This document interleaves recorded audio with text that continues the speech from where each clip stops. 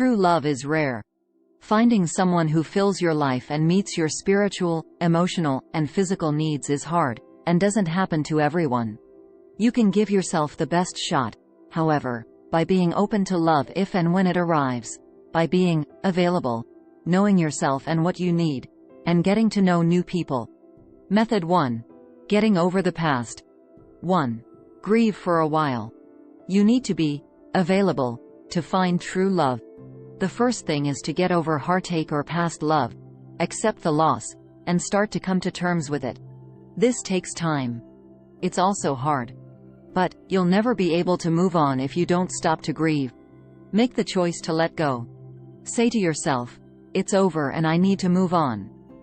Otherwise, you may end up sabotaging your future efforts. Express your pain. Part of grieving is emotion. Let it out directly, vent to a friend, or write it out in a letter that you'll never send to your ex. Forgive. This is a key part of moving on. It doesn't mean forgetting what happened, but choosing to release your hurt and anger and move forward. 2. Don't give in to self-pity. Grieving is totally natural, but try not to get carried away. Take ownership for the past and don't cast yourself as a victim in love. After all, you played a part in your relationships. While grieving, acknowledge your role in the heartbreak. Ask yourself, did I go wrong? How? What could I have done differently? Self-pity is easy and feels good. Resist it. Say, I'm not going to keep feeling bad about someone else and what they did. I'm going to start to feel good. 3. Do some self-examination. As said, coming to terms with the past isn't easy. But you need to be honest and confront it head-on, rather than letting things fester. Do some serious self-examination. Look at your personal qualities with an eye to self-improvement. List your strengths and weaknesses. Write down things, qualities, talents, habits, tics, that you consider to be strengths, like generosity or emotional openness. Then, list weaknesses.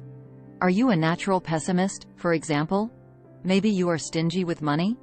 Note common elements. Do you always tend to love the same type of people? Are there mistakes, patterns, or repeated dynamics in your past relationships? Try to find and identify what they are. 4. See the past as a lesson rather than a failure. You may be hurting, but try to see it as an opportunity to learn about yourself and what can and will make you happy in the future. Finding true love is hard, to be sure, and not guaranteed. But you'll have a better shot with better self-understanding. Remember things as they were. Don't idealize your past loves, but distinguish what made the relationship exciting and memorable from what caused it to fail. Be hopeful and open to love. One heartbreak doesn't mean that you won't ever love again, but you have to let it happen. Method 2. Bettering yourself. 1. Value your independence.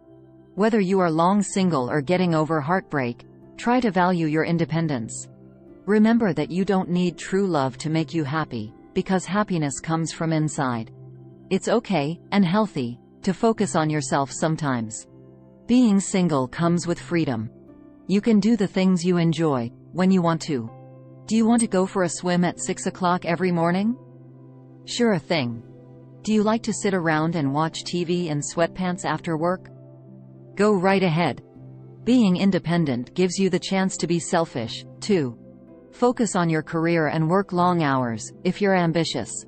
Or, spend more time on your hobbies and friends. Use the time for self-exploration, too. Being single, you can spend energy figuring out your needs rather than on those of a partner. 2. Articulate what you want in love. Some of us already have a clear vision of true love, while others need some time to figure it out. You may have a sense of what you're looking for, but need time to articulate your ideal partner. Start with your core needs. What things are must-haves? Do you need a partner who shares your social or religious values? Who wants a family? Who understands and validates your career? Learn to understand your own emotional needs. Think of earlier relationships and what made you feel fulfilled and what didn't. You might need good chemistry, for example, but you also might need loyalty or a strong intellectual connection.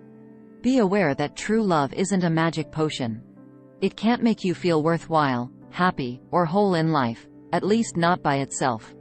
These things ultimately have to come from inside of you. 3.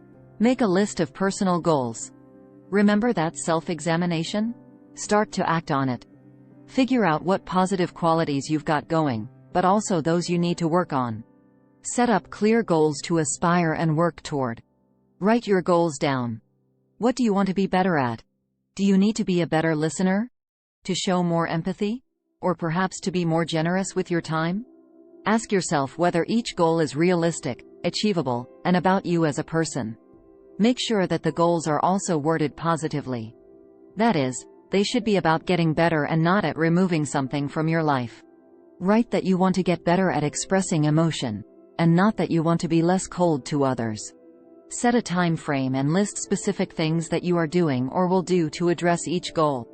To be more generous with your time, for instance, you might say that you will volunteer at a soup kitchen once a month for the next 3 months. Set your list in a visible place. Put it on your mirror, your fridge door, or in your office to see. Keep it close so you can see it every day. 4. Be as healthy as you can. Try to be the best person you can, in mind, spirit, and body. That said, pay attention to your health as you better yourself. Eat good food, sleep well, rest, and reduce stress. Your health is important in preparing yourself for true love. Make it a priority. Exercise, a good diet, and rest will give you more energy and vim and put you in a positive frame of mind. Aim for a diet rich in vegetables, fruit, whole grains, and lean meats, for example. Take up an exercise routine. Doctors recommend at least 130 minutes of moderate activity per week for optimal health. This will help if you're still healing from heartache, releasing feel-good, depression-beating endorphins. Exercise will not only make you healthy and happier, but it can also help you manage stress and boost your self-confidence around other people, all important in finding a partner. Method 3. Meeting new people. 1. Take the first step. Finding someone special, maybe even a true love, takes a resolution on your part. You have to put yourself on the line, to get out there and meet people. But are you ready? Take some time to self-assess before making the plunge. Have you properly grieved? Did you take the time to come to terms with your earlier losses in love? If not, you might be acting for the wrong reasons. Are you happy on your own? Looking for someone to make you happy, or fill a void in your life is usually a bad idea. Have you let go of any lingering anger? Are you emotionally open to a relationship? If you've said yes to these questions, there's a good chance that you are really ready to start meeting new people. 2. Join clubs or group activities. There are tons of ways to meet people and connect. Start with places where you're more likely to find others with shared interests or views. Clubs and group activities are great for this reason. The common ground will also mean you don't have to worry as much about breaking the ice. Sign up for ballroom dance lessons, for example. You'll learn great moves and get to boogie with many different partners. Try a book club at your local library, alternatively. Read and discuss interesting novels at monthly or weekly meetings. Are you artistic? Sign up for painting or sculpting at a local college, or an art appreciation course at your nearest art museum. Take a language course. Have you always wanted to learn Italian? Sign up for lessons. You'll meet new and very interesting people. 3. Play the internet dating scene. Nowadays, online dating has gone mainstream. In fact, nearly half of Americans know someone who is using an online dating service or who met a partner online. It's becoming common for most age groups, even people in their 40s, 50s, and up. Sign up for a service like Match.com or OkCupid. Most use metrics to try to match you with people who share not just interests but also values and outlook. One of the big pros of online dating is that you can, potentially, meet a lot of new people.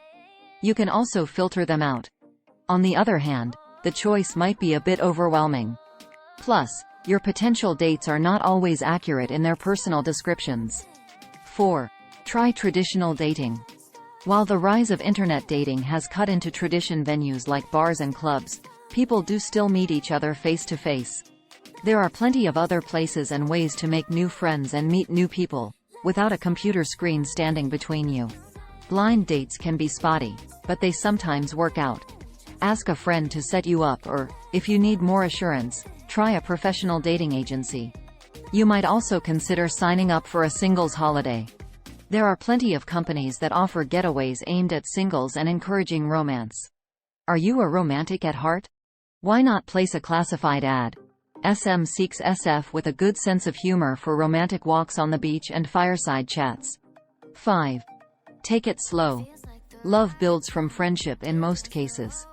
Most everyone wants to be friends with the person they date. If you're looking for true love, start out by building a genuine friendship and a relationship based on affection, shared values, and mutual respect. Let intimacy grow naturally. You might feel ready for it right away, or it might take a while. The important thing is not to rush it. Don't be afraid to fall in love. If a person makes you feel fulfilled and happy, they may be the right material.